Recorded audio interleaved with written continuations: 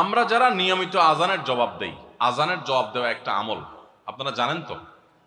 মুয়াজ্জিন যা বলে তার সাথে সাথে তা বলা, তার পরপর সেটা বলা। মুয়াজ্জিন যখন আল্লাহু আকবার বলে, তখন আপনিও আস্তে আস্তে করে আল্লাহু আকবার বলবেন। মুয়াজ্জিন আবার যখন আল্লাহু আকবার বলবে, আপনিও আল্লাহু আকবার বলবেন। মুয়াজ্জিন যখন আশহাদু আল্লা ইলাহা ইল্লাল্লাহ বলবে, আপনিও আশহাদু আল্লা ইলাহা ইল্লাল্লাহ বলবেন। মুয়াজ্জিন যখন আশহাদু আন্না মুহাম্মাদুর রাসূলুল্লাহ বলবে, আপনি কি বলবেন? আশহাদু আন্না মুহাম্মাদুর রাসূলুল্লাহই বলবেন। অনেকে সাল্লাল্লাহু আলাইহি সাল্লাম পড়ে, সাল্লাল্লাহু আলাইহি সাল্লাম পড়বেন হলো আযানের শেষে, কিন্তু আযান চলাকালীন আশহাদু আন্না মুহাম্মাদুর রাসূলুল্লাহই বলবেন। সহিহ মুসলিমের আযানের জবাব দেওয়ার অধ্যায়ে পরিষ্কারভাবে নবী সাল্লাল্লাহু আলাইহি ওয়াসাল্লাম শিক্ষা দিয়েছেন। ইমাম মুয়াজ্জিন যখন বলবে ইযা ক্বালা আশহাদু আন্না মুহাম্মাদুর রাসূলুল্লাহ ফাকুলু আশহাদু আন্না মুহাম্মাদুর রাসূলুল্লাহ, তখন আমরা আশহাদু আন্না মুহাম্মাদুর রাসূলুল্লাহ বলবো। এরপর হাইয়া আলাস সালাহ হাইয়া আল ফালাহ যখন বলবে, তখন লা হাওলা ওয়ালা কুওয়াতা ইল্লা বলবো। এরপর আল্লাহু আকবার বললে তাই বলবো, লা ইলাহা ইল্লাল্লাহ বলার সময় তাই বলবো। তারপরে আযানের জবাব দেব, দুরূদ পড়বো, দোয়া পড়বো। এই যে আযানের জবাব, এটাতে লাভ হয় কি জানেন? মুয়াজ্জিন আযান দিয়ে যেই সওয়াব পায়, আযানের যারা মুখে জবাব দেয়, মুয়াজ্জিনের সাথে সাথে বলে, তাদেরকে আল্লাহ তাআলা সমপরিমাণ সওয়াব দান করে। আর মুয়াজ্জিন কি পরিমাণ সওয়াব পায় সেটা কি জানেন? কোন মুয়াজ্জিন যদি আল্লাহকে খুশি করার জন্য আযান দেয়, দুনিয়ার উদ্দেশ্য তার কাছে না থাকে, বরং আল্লাহকে খুশি করাটাই তার উদ্দেশ্য থাকে, তাহলে এই মুয়াজ্জিনের ফজিলত হলো ওই মুয়াজ্জিনের আযান শুনে যত মানুষ মসজিদে আসবে, ওই ওয়াক্ত নামাজে যত মানুষ শামিল হবে, সবাই যে পরিমাণ সওয়াব পাবে, যার যার অ্যাকাউন্টে যাবে, বোনাস হিসাবে সবার সমপরিমাণ সওয়াব মুয়াজ্জিনকে দেওয়া হবে। আর আপনি মুয়াজ্জিনি না করে শুধু আযানের জবাব দিলেও সেই মর্যাদা বোনাস হিসেবে আল্লাহ তাআলা আপনাকে দান করবেন। এই হাদিসের ফজিলত একবার আরো 10-12-13 বছর আগে কোন এক জায়গায় আমি বলেছিলাম, সৌদি আরবে থাকতে।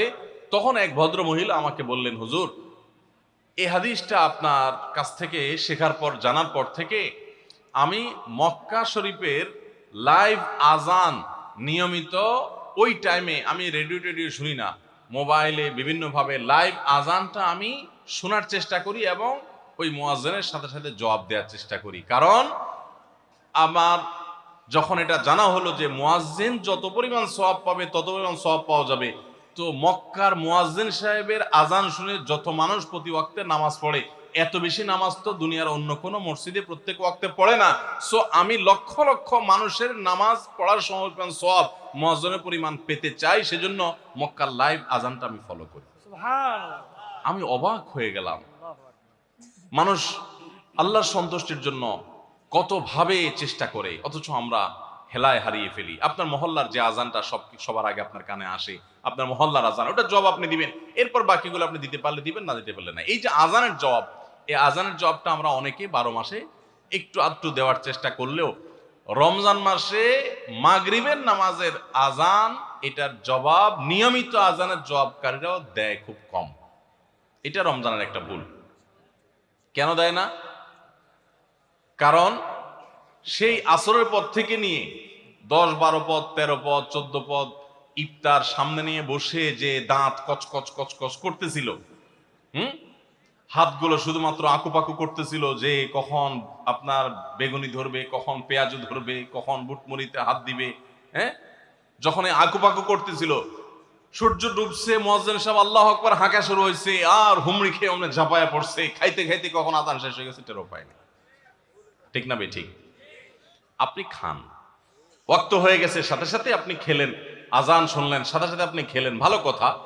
একটু মুখে দিয়ে খেতে খেতে, খাওয়ার ফাঁকে ফাঁকে মুয়াজ্জিনের আজানের জবাবটা দিয়ে ফেলেন।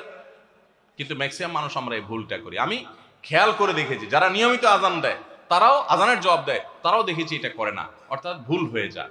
তাহলে আমরা লক্ষ্য করবো তো ইনশাআল্লাহ, মাগরিবের সময় ইফতারের ফাঁকে ফাঁকে আমরা আজানের জবাব দিয়ে দিব।